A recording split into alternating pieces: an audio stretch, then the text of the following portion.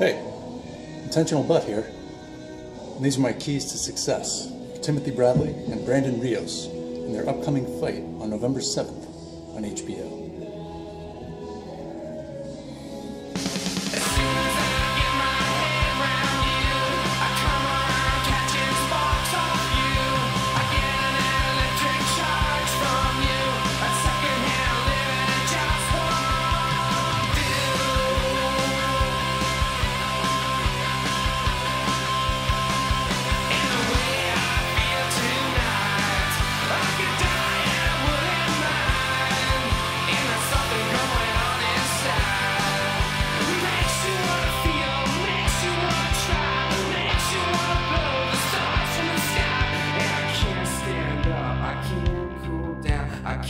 Get my head off the ground.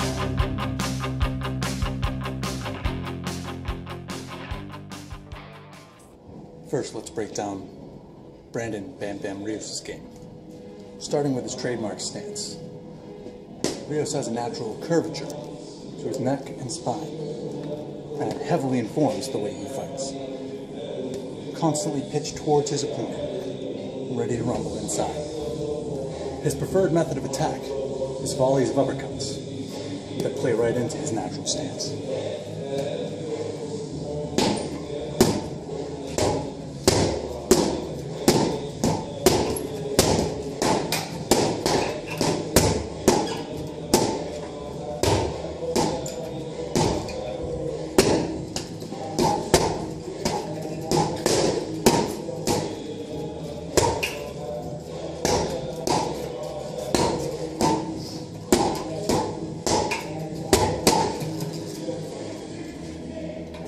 Uppercut show Rios is putting on. Sometimes throws 5, 6, 7 uppercuts in a row. Occasionally, Rios will intersperse with his deluge of uppercuts a slapping left hook, generally up top. Now, he generates no leverage with his legs on the left hook, meaning it thus constitutes an arm punch. However, he throws them hard enough and often enough, and on the heels of his uppercuts, and he's naturally heavy-handed enough that such hooks can occasionally do damage to his opponents.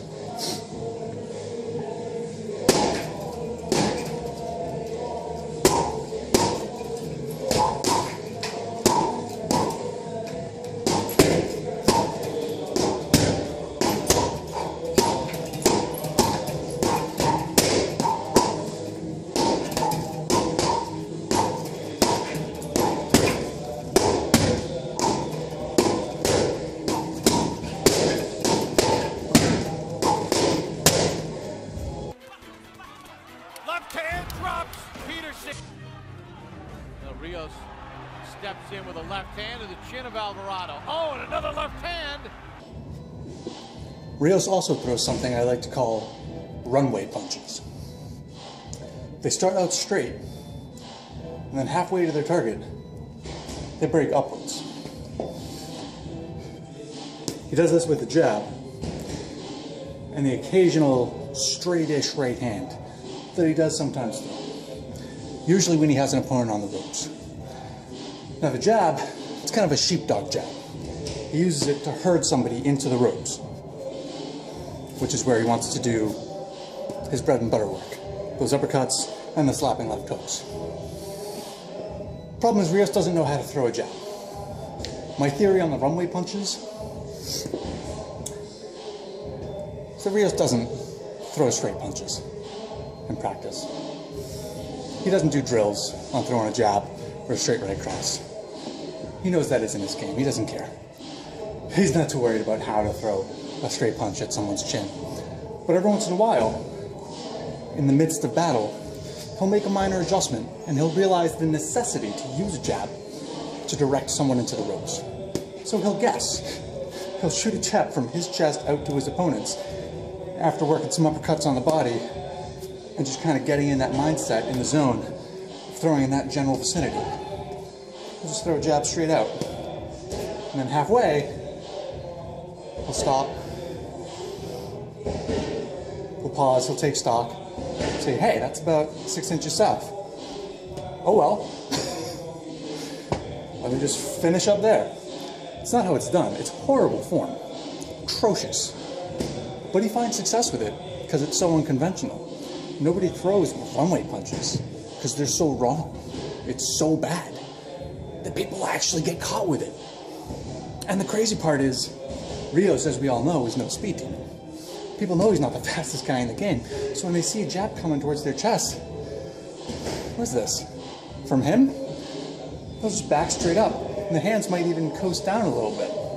What they're not expecting is that kind of breaking ball action, where the punch moves upwards at the last second, halfway to target, catches him right in the chin. And with the right hand, right on the bridge of the nose. I've seen him stun guys with this. Throwing slow, telegraphed, straight wavy punches. Straight slash wavy.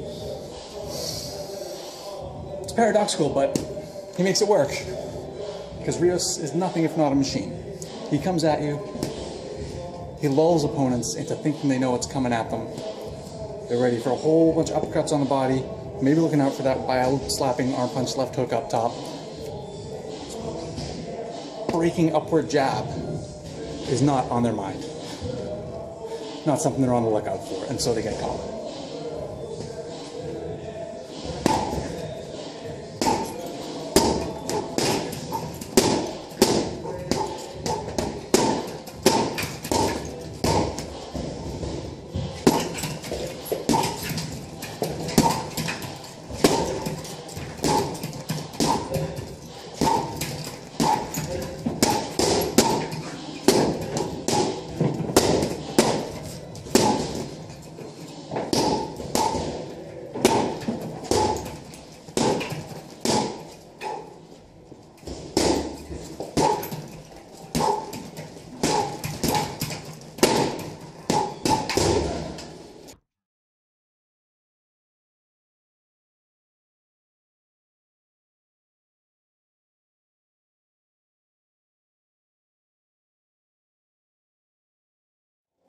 Once he gets you against the ropes, Rios likes to work short overhand rights on the head of the opponent.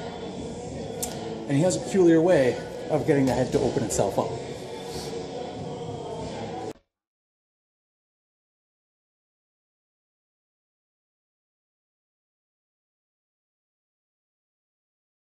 Now, offensively, Rios prefers most of his offense to match his natural body posture. That is, it has a marked vertical arch, whether it's an uppercut or a short overhand. That's 90% of Rios' offense. Defensively, he's even more one-dimensional. Rios, let's face it, he doesn't really care about whether he gets hit in the face. In fact, he welcomes it. He likes to rely on his excellent chin as his first line of defense. He only really has one move defensively. That's this. He'll come at you in tank formation, and he keeps his elbows glued together with his palms wrapped around his cheeks in a Home Alone pose. That's it. He just comes forward and lets his offense be his defense. That's as close as he comes to intelligently defending himself. That's all the effort he's willing to put in. And that line of defense is easy to break through. All you have to do is throw straight punches at him. And if at first you don't succeed, keep on. Guys penetrate that Home Alone pose with the jab all the time. Rios has the face of a man who's been jabbed many times, countless rounds of sparring, and in every round of every fight he's ever been in. He eats jabs. Just gobbles them up. That's what he does. He's an addict. He's addicted to jabs. If for some reason he's able to squeeze out your jab, keep throwing. Put a right hand behind it. Just keep throwing straight punches at him. That thing will break apart. And you know what? He'll give up. Because it's hard. It's hard keeping your arms up like this. He'd much rather have his arms down here where he can work uppercuts. He'll give up in a heartbeat. When it comes to maintaining his defense, Rios has no willpower. Throw a few jabs at his face, the gloves start pushing apart, says, the hell with it. He'll drop him. And that's when he starts moving into his next phase, which is pushing into you slowly, eating as many punches as he has to, and bracing up, using his forearms to brace you against the ropes, or at least get nice and cozy inside if you're in the middle of the ring, and start working those uppercut volleys, slapping left hooks up top, and if he can get you to bend forward, the short overhand right, once he can find your head. And that's part of the trick of the bracing. He's hitting you right here in your abdominal area with those beefy forearms, getting you to double over and show him your head. That's where he gets with the overhand right. Hopefully right on the temple, take away your equilibrium, set you up for some more body attack, and then maybe a finishing headshot.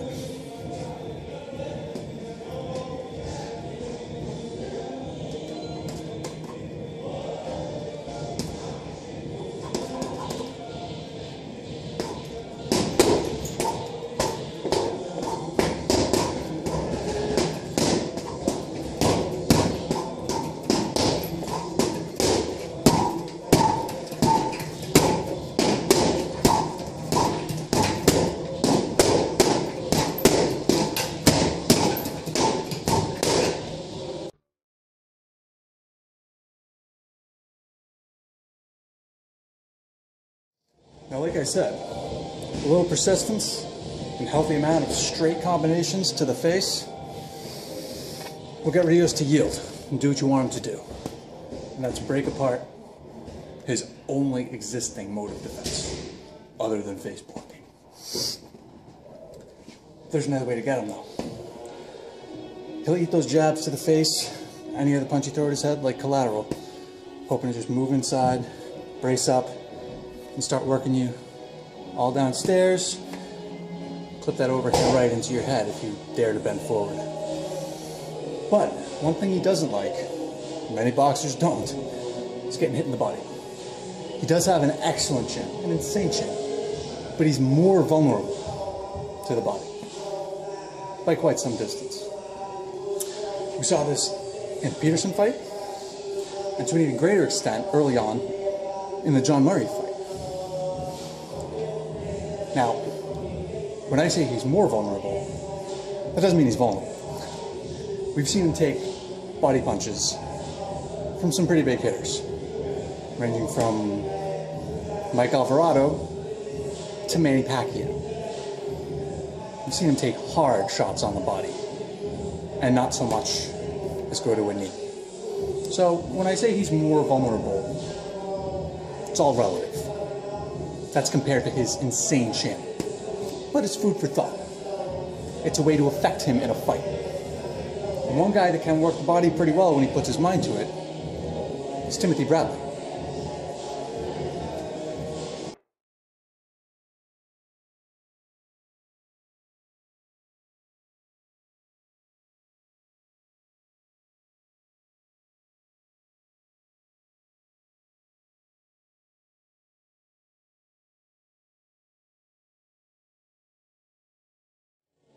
Rios isn't ever going to move his elbows from that glued together position over his sternum.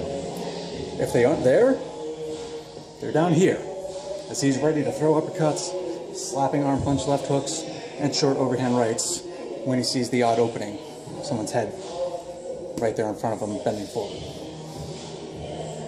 He never moves his elbows around to block body shots. He never positions his arms in a way that he can do that. He doesn't turn his body.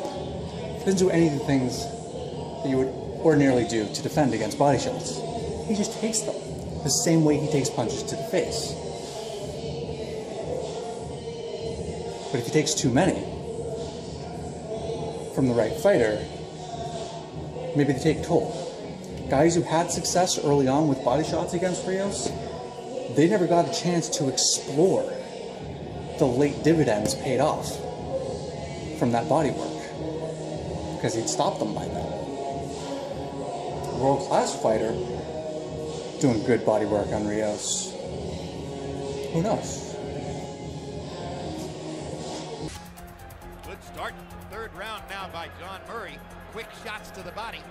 Only natural that Murray's confidence would begin to rise as Rios' punch output begins to drop. Now then, Timothy Desert Storm Bradley's game. Let's start again with his arsenal. Favorite combination? It's a jab and a chopping right. He's thrown it in every fight he's ever had professionally.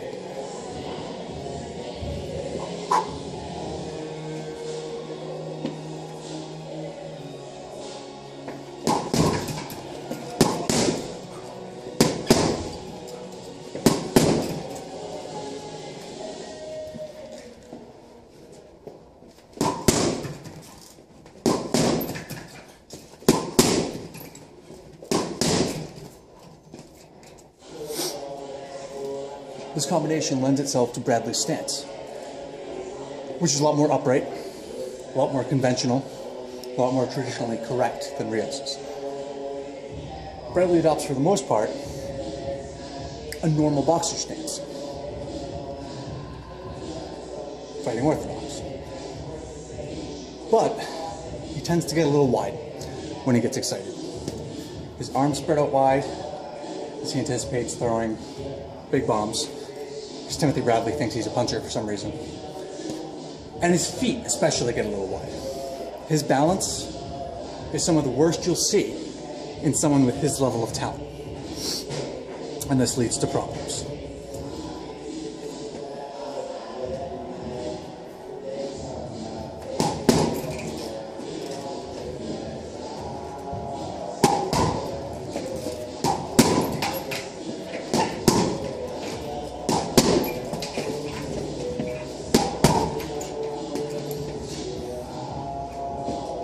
Bradley, when he's boxing well, he boxes well. When he goes into brawler mode, he gets tagged with counters. And does he ever stumble? I think a lot of the times, it looks worse than it is. It's because of his balance.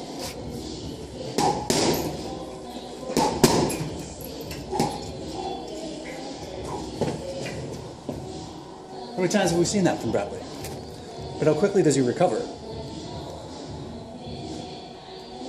How often is he immediately throwing punches back? Throwing decent punches. Maximizing what little balance he's able to recover after getting caught big. Bradley has an excellent chin, probably on a par with Rios's. It's just that his balance, even though he does almost everything in the book better than Rios, is actually a lot worse. He has some of the worst balance in the game. Hands down.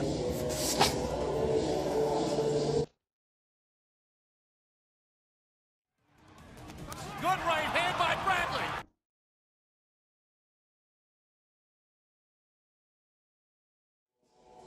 After the jab and the long chopping right hand, the next combo most favored by Bradley is a jab and a shoveling right to the body.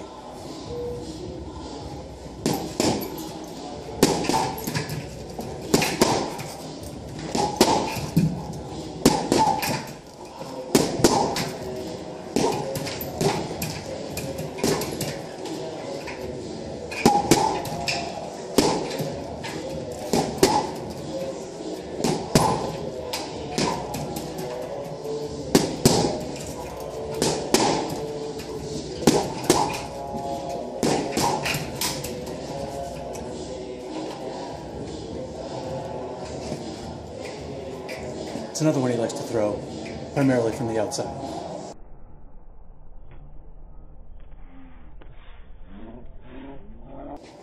Now batting third in Bradley's lineup, we have the 1-2-3-2.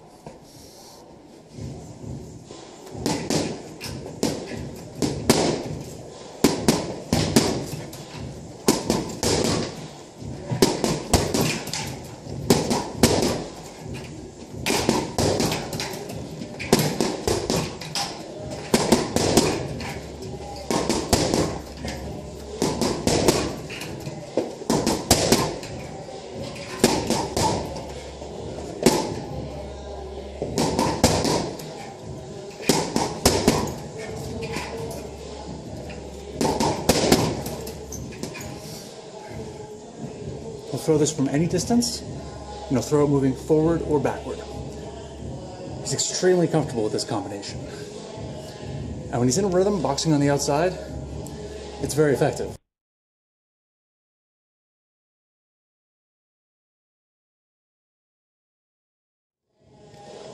When he comes close, or when he starts working on muscle memory and throwing it in the midst of a brawling exchange, he can get caught. Because a little bit of space opens up between the 2 and the 3 in the 1-2-3-2.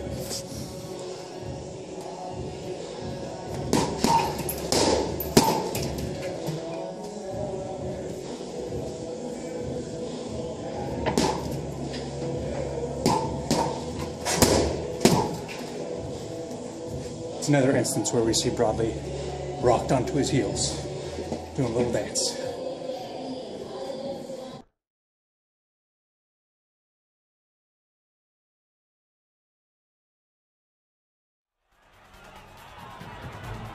Oh, big right hand. And Bradley is not going to be charged with a knockdown.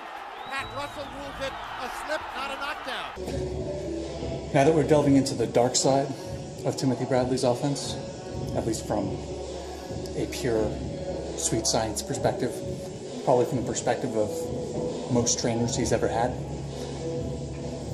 Now we arrive to Bradley's favorite combo when he's in buck wild mode. And that is the chopping right hand lead, doubled or even tripled up, with his left hand nowhere near his face for protection.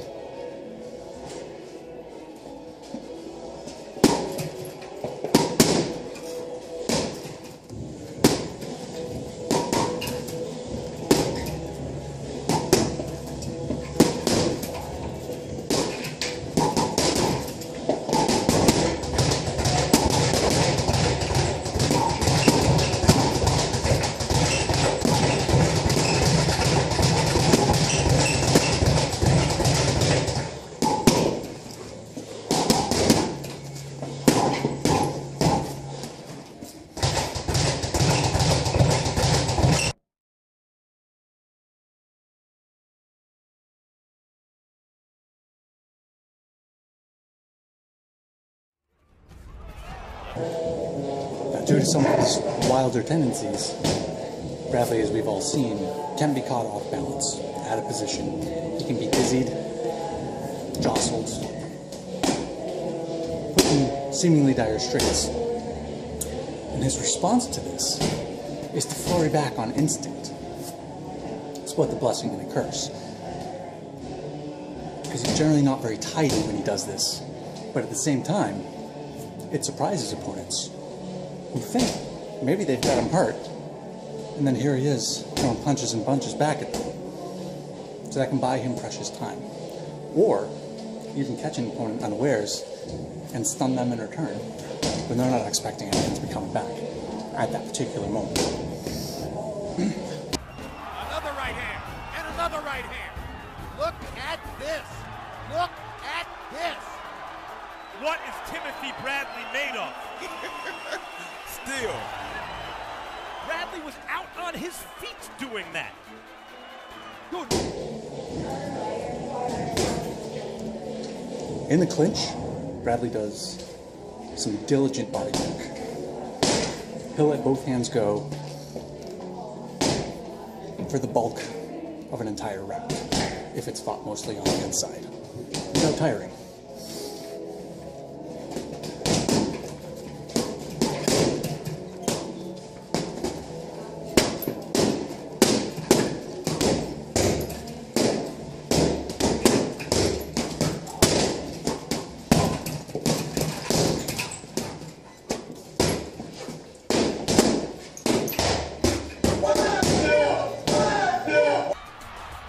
Shots by Bradley. Pacquiao blocks the upstairs stuff. Bradley goes back downstairs and hammers to the ribcage. Good body shots by Bradley there. Bradley with his own body punching as he knocks Vargas back into the ring tonight.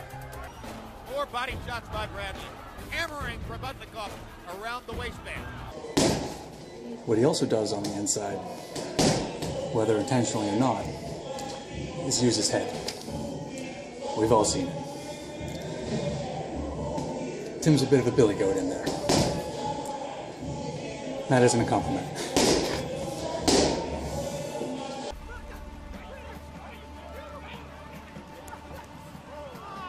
And their heads come together yet again.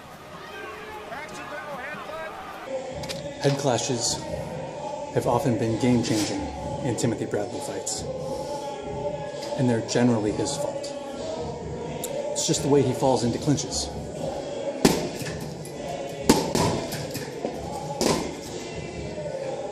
Literally face first.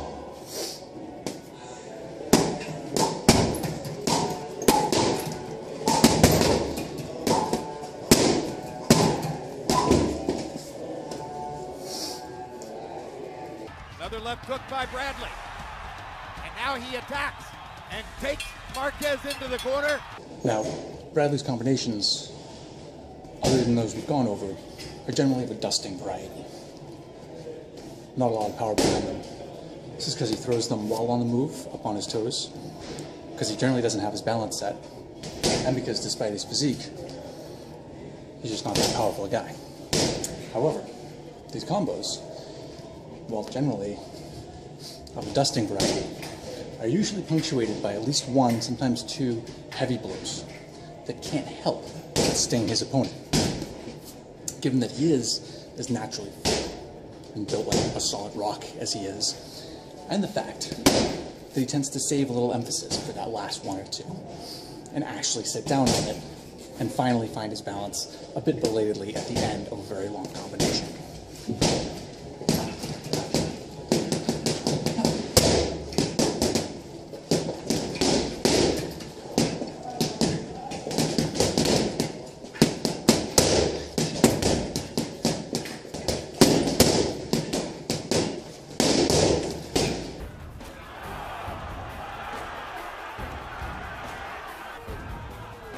Bradley just brought blood from Provodnikov's left eye. He did it. Good right hand by Marquez in that exchange. And Bradley almost knocks Marquez down. Wait. Good overhand right by Bradley. With these kind of surprise Trojan horse punches bookending his combinations, he's been able to have success at a high level. We saw him stun Ruslan Provodnikov, stun Juan Manuel Marquez, drop Luis Carlos Abregu, and get Manny Pacquiao moving backwards.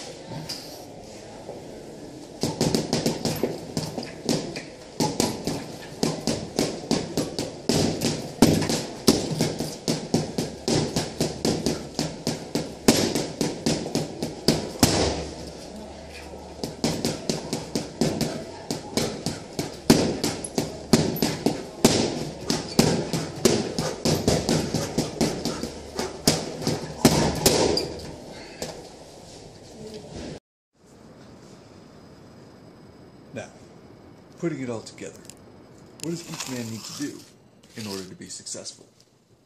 Well, for starters, they're both going to want to be very careful in dictating range. Bradley would prefer to be on the outside, where he can turn and jab Rios while moving, but he needs to not lapse in his concentration and get bored, as he often does, and let the occasional stray frisbee coming at him from Rios on the outside bait him into losing his cool. Rios, for his part, would like to keep the contest on the inside, but will need to be wary of Bradley's skull. A mixture of his forearm bracing technique, with his chin tucked in, and liberal use of the overhand right will keep Bradley's head in check, while Rios puts in his body work. Now, even if Bradley keeps his distance, Rios still has chances if he can punch with Bradley and find gaps in his combinations to exploit the precarious balance of Bradley while simultaneously moving and throwing. He'll need to incorporate more straight punches than he's used to employing, if only to increase his statistical chances of laying something on Bradley at range that rattles his cage and causes his discipline to waver. Bradley, on the other hand, doesn't have to necessarily fret if they do find themselves up close and personal. He's fully capable of dishing out his own body attack, which may be more potent than Rios's, and have more of an effect than Rios' will on him. It'll need to be a composed effort, however, and he needs to retain his upright posture and not bend into Rios' overhands to make himself a target and risk transforming into the Incredible Hulk. I hate to advocate illegal tactics, but headbutts are going to be inevitable here, with the way both of them fight. Rios with his full body curve and forward rushes, and Bradley with his jumping in with shots, and leading with the noggin.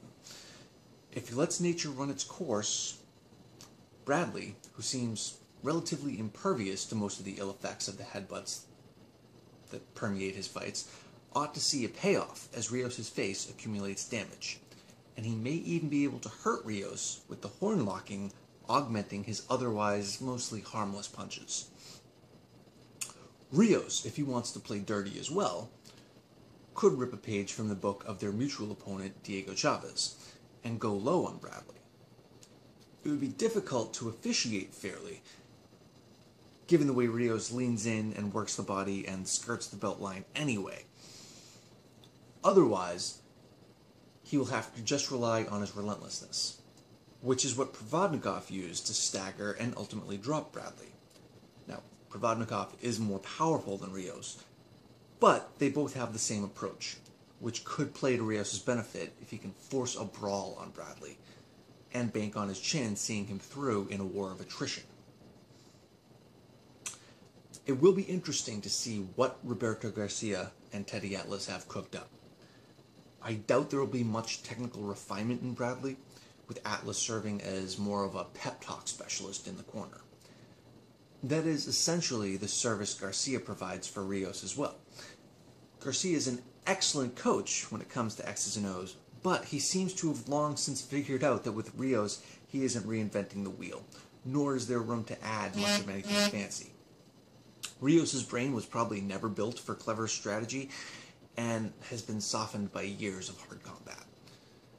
Garcia will just tell him to keep punching and force the pace on Bradley, hoping to sap his stamina. Both men are well conditioned. Bradley the more body beautiful, and certainly with a commendable gas tank, considering he works hard for nearly every minute of every round, whether boxing or brawling. And yet Rios may have the greater stamina between them, with his massive volume of punching rarely changing as fights progress. Bradley has a tendency in the middle or late going to fade a little bit and drop rounds, though he does catch a second wind. This will be a race against the clock. I see head clashes as being unavoidable here, and Rios' face will become misshapen before the halfway point. The question is whether he can tire Bradley out in time and win enough rounds before the contest is stopped. I think not.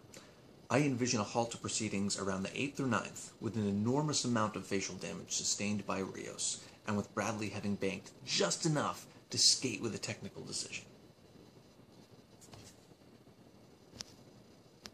Don't miss Timothy Bradley versus Brandon Rios, November 7th, live on HBO.